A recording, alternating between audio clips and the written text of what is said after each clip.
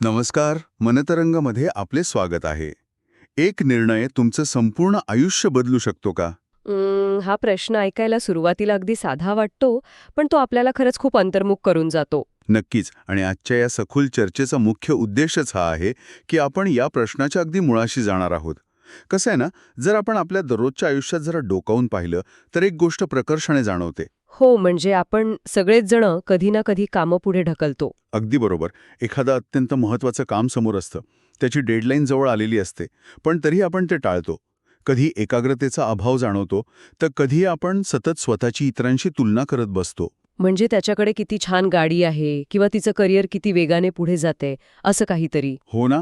आणि मग सुरू होतो तो अतिविचारांचा, म्हणजेच ओव्हर थिंकिंगचा न संपणारा खेळ. रात्रीचे 2 वाजलेले असतात, डोळे जड झालेले असतात, पण आपण तरी सोशल मीडियावर रील्स स्क्रोल करत बसतो. आणि या सगळ्यामुळे नकळतपणे आपण एका अदृश्य तणावाखाली वावरत असतो. हे सांगत असताना मला खात्री आहे की हे ऐकणाऱ्या प्रत्येकाला कुठेतरी वाटत असेल की अरे, हे तर माझ्याच आयुष्यात घडतंय. आपण अनेकदा असं का अनुभवतो की आपल्याच आयुष्यावरचं आपलं नियंत्रण सुटत चाललंय?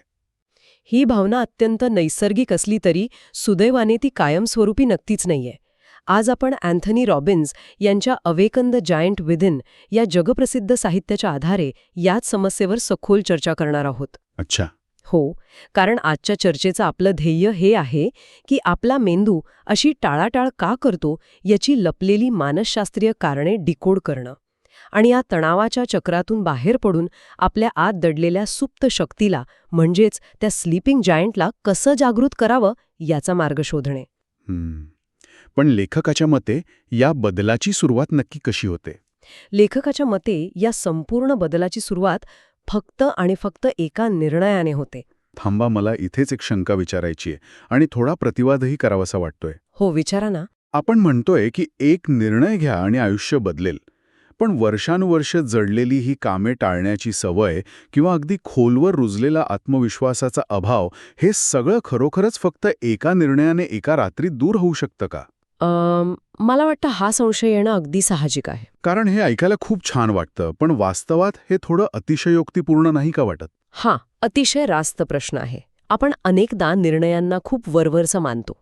पण हे समजून घेण्यासाठी आपल्याला आधी मानवी वर्तनाच्या अगदी मूळ पायाकडे म्हणजे त्याच्या मेकॅनिझमकडे जावं लागेल. म्हणजे नेमकं काय? म्हणजे आपण जे काही करतो ते का करतो याचं उत्तर 2 अत्यंत शक्तिशाली शब्दांत दडलेलं आहे: वेदना आणि आनंद. आपली प्रत्येक कृती, मग ती कितीही मोठी असो वा छोटी, ती एकतर दुःख किंवा वेदना टाळण्यासाठी असते किंवा आनंद मिळवण्यासाठी असते. अच्छा. म्हणजे जेव्हा आपण एखादे महत्वाचं काम पुढे ढकलतो तेव्हा प्रत्यक्षात काय घडत असतं, तेव्हा आपल्या मेंदू त्या कामाला वेदना म्हणून जोडतो. हे काम खूप कठीण आहे किंवा यात मला अपयश आलं तर लोक काय म्हणतील, असे विचार करून आपण त्या कामाला मानसिक आणि अगदी शारीरिक वेदनेशी जोडतो. म्हणजे जेव्हा मी तो महत्त्वाचा ईमेल पाठवण्याऐवजी अचानक 3 तासांचा एखादा चित्रपट पाहायला घेतो, तेव्हा मी मुद्दाम आळशी नसतो, तर माझा मेंदू फक्त ती वेदना टाळण्याचा प्रयत्न करत असतो. अगदी तसंच. तो त्या कामाला खरोखरच एका संकटासारखा पाहतो का? हो, कारण तुमच्या मेंदूसाठी तो ईमेल पाठवणं आणि एखाद्या जंगलात वाघासमोर उभं राहणं यात भावनिक पातळीवर फारसा फरक नसतो. तो फक्त वेदनेपासून पळ काढत असतो. बापरे, हे खरंच खूप वेगळं आहे. आणि त्याच वेळी टीव्ही पाहणे किंवा सोशल मीडियावर वेळ घालवणे याला आपला मेंदू आनंद किंवा तात्पुरता दिलासा मानतो. जोपर्यंत आपण ह्या गोष्टींची अदलाबदल करत नाही तोपर्यंत आपण कृती करत नाही. म्हणजे जोपर्यंत काम न करण्यातील वेदना ही काम करण्याच्या वेदनेपेक्षा मोठी होत नाही, तोपर्यंत काहीच बदलत नाही. हे खरंच विचार करायला लावणार आहे. नक्कीच. आणि या वेदना आणि आनंदाच्या चक्रात आपण जेव्हा नकळत अडकतो, तेव्हा आयुष्यात नक्की काय होतं हे समजावण्यासाठी या साहित्यात वापरलेलं नायगारा फॉल्स म्हणजेच नायगारा धबधब्याचं रूपक मला खूप भन्नाट वाटतं. हो, ते रूपक खूपच प्रभावी आहे. आपण हे रूपक थोडं डोळ्यांसमोर उभं करूया. कल्पना करा, आपण बहुतांश लोक आयुष्याच्या या नदीत एका छोट्या नावेतून प्रवास करत आहोत. पण आपण कुठे चाललोय याचा कोणताही विचार न करता आपण वल्हे मारणं सोडून देतो. आपण फक्त पाण्याच्या प्रवाहाच्या दिशेने वाहत असतो. बरोबर.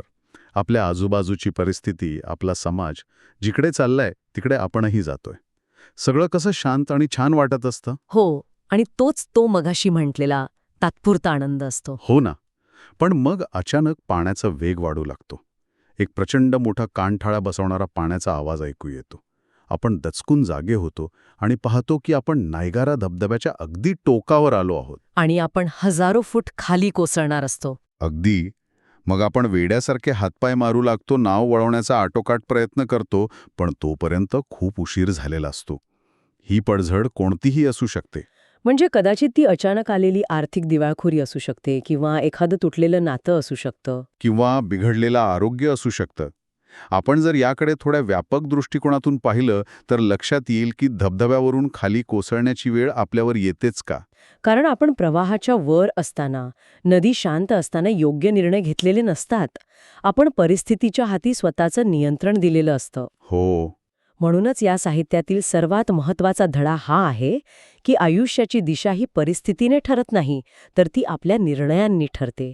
परिस्थिती कितीही कठीण असली तरी आपण कोणता निर्णय घेतो यावर आपलं भविष्य अवलंबून असतं.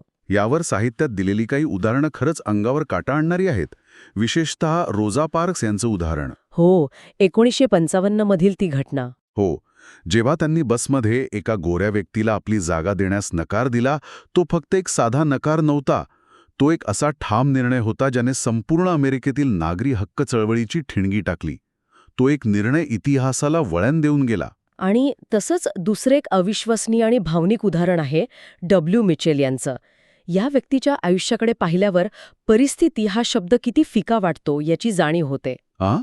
त्यांच्या बाबतीत नक्की काय घडलं होतं? एका भयानक मोटरसायकल अपघातात त्यांच्या शरीराचा 65% अधिक भाग भाजला गेला होता.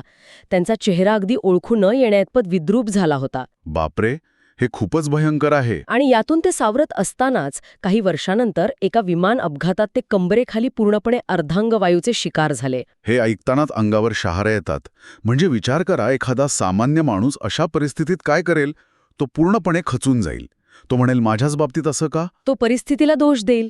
हो, तो म्हणेल, माझं सगळं आयुष्य संपलं. पण मिचेल यांनी तो धबधब्यावरून खाली कोसळण्याचा मार्ग निवडला नाही. त्यांनी एक वेगळा निर्णय घेतला. अगदी बरोबर. त्यांनी स्वतःला आणि जगाला सांगितलं की अपघातापूर्वी माझ्या आयुष्यात अशा 10,000 गोष्टी होत्या ज्या मी करू शकत होते. आता कदाचित 9,000 गोष्टी मी करू शकेन. अच्छा. मी गमावलेल्या त्या 1,000 गोष्टींबद्दल रडत बसण्याऐवजी मी उरलेल्या 9,000 गोष्टींवर लक्ष केंद्रित करेन. त्यांनी मी काय गमावले यापेक्षा मी काय करू शकते यावर लक्ष केंद्रित करण्याचा निर्णय घेतला. याचाच अर्थ असा की आपण प्रत्येक क्षणी नकळतपणे 3 अत्यंत महत्त्वाचे निर्णय घेत असतो. आणि हे 3 निर्णय आपलं संपूर्ण आयुष्य चालवतात. ते 3 निर्णय कोणते? पहिला निर्णय म्हणजे आपण कशावर लक्ष केंद्रित करतो. दुसरं म्हणजे त्या गोष्टीचा आपल्यासाठी अर्थ काय आहे. आणि तिसरं म्हणजे आपण त्यावर काय कृती करतो. म्हणजे मिचेल यांनी अपघातावर लक्ष केंद्रित न करता संधीवर लक्ष केंद्रित केलं? बरोबर. त्यांनी त्या अपघाताचा अर्थ आयुष्याचा शेवट असा न काढता एक नवीन सुरुवात असा काढला. आणि त्यांनी चाकाच्या खुर्चीत शांत बसण्याऐवजी व्यवसाय सुरू करण्याची आणि पुढे जाऊन राजकारणात जाण्याची कृती केली. हे खरोखरच अफाट आहे. पण इथे एक अत्यंत व्यावहारिक अडचण निर्माण होते. आपण जेव्हा शांत असतो तेव्हा हे 3 निर्णय घेणे सोपे वाटते. पण जेव्हा आपण प्रत्यक्षात तणावाखाली असतो तेव्हा काय? हो, तेव्हा तर आपला मेंदू नीट विचार करू शकत नाही ना. अशा वेळी योग्य निर्णय कसे घ्यायचे? यावर या साहित्यात एक विलक्षण उपाय दिला आहे. आणि तो म्हणजे प्रश्नांची ताकद. आपले विचार म्हणजे दुसरं काही नसून आपण स्वतःला विचारलेले प्रश्न आणि त्यांची उत्तरे असतात. सोप्या भाषेत सांगायचं तर आपला मेंदू एका सर्च इंजिनसारखा काम करतो, बरोबर? अगदी तसंच. गुगलवर आपण जो शब्द टाकू तशीच माहिती समोर येते ना, तसंच. म्हणजे जर आपण स्वतःला विचारलं, माझ्यासोबतच असं नेहमी का होतं किंवा मी इतका दुर्दैवी का आहे, तर आपला मेंदू लगेच भूतकाळातून अशी सगळी उदाहरणे शोधून काढतो जी सिद्ध करतात की आपण खरंच दुर्दैवी आहोत. हो, तो आपल्याला सांगेल की कारण तू हुशार नाहीयेस किंवा तुझ्या नशिबातच हे लिहिलंय. तो कधीही असं म्हणणार नाही की अरे तसं नाहीये, तू खूप हुशार आहेस. तो फक्त प्रश्नाचं उत्तर शोधेल. आणि यामुळे आपण अधिकच कमकुवत होतो. त्याऐवजी जर आपण आपले प्रश्न बदलले तर आपला दृष्टिकोनही त्वरित बदलतो. त्याच संकटाच्या वेळी जर आपण विचारलं, या समस्येतून मी काय शिकू शकते किंवा या परिस्थितीत असं काय आहे ज्याचा मी फायदा करून घेऊ शकतो, हो, तर मेंदू लगेच सकारात्मक आणि उपाय शोधणारे दिशेने काम करू लागतो.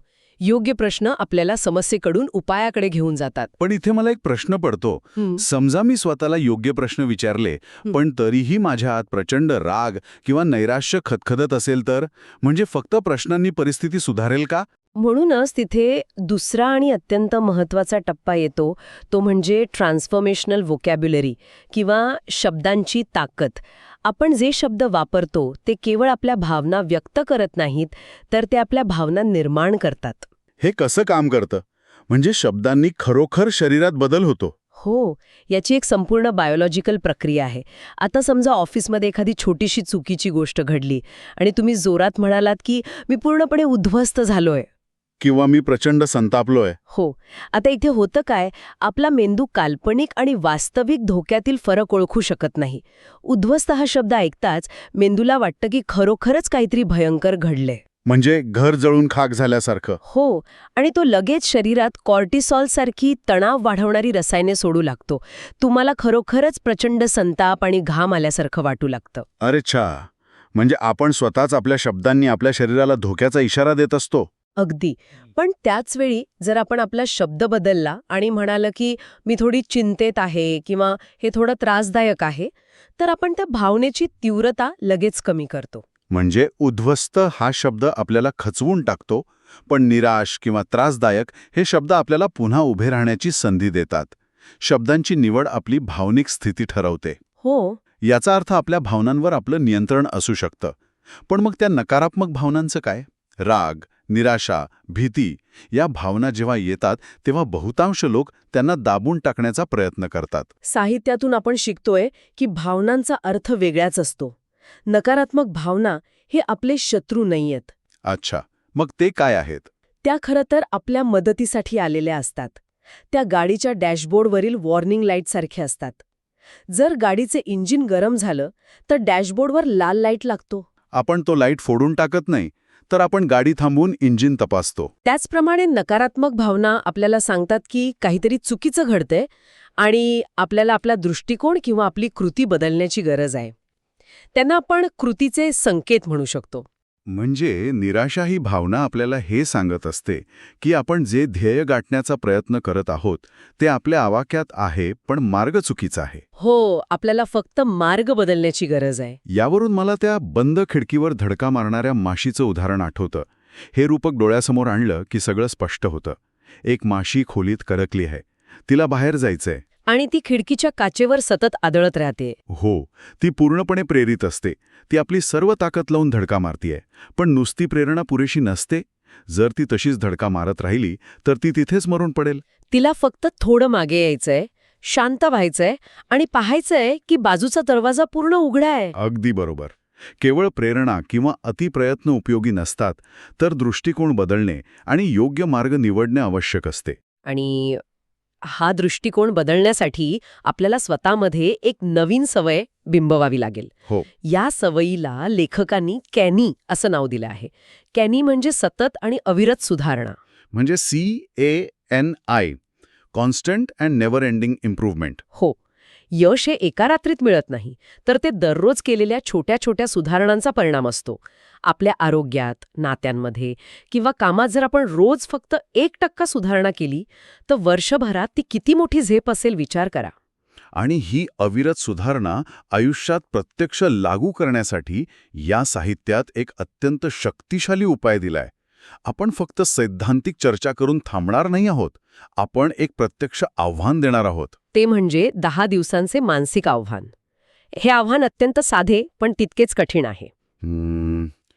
याचे नियम काय आहेत? नियम असा आहे की पुढील 10 दिवस एकाही नकारात्मक विचारावर किंवा भावनेवर सलग लक्ष केंद्रित न करण्याचा संकल्प करायचा आहे. थांबा. 10 दिवस एकही नकारात्मक विचार नाही?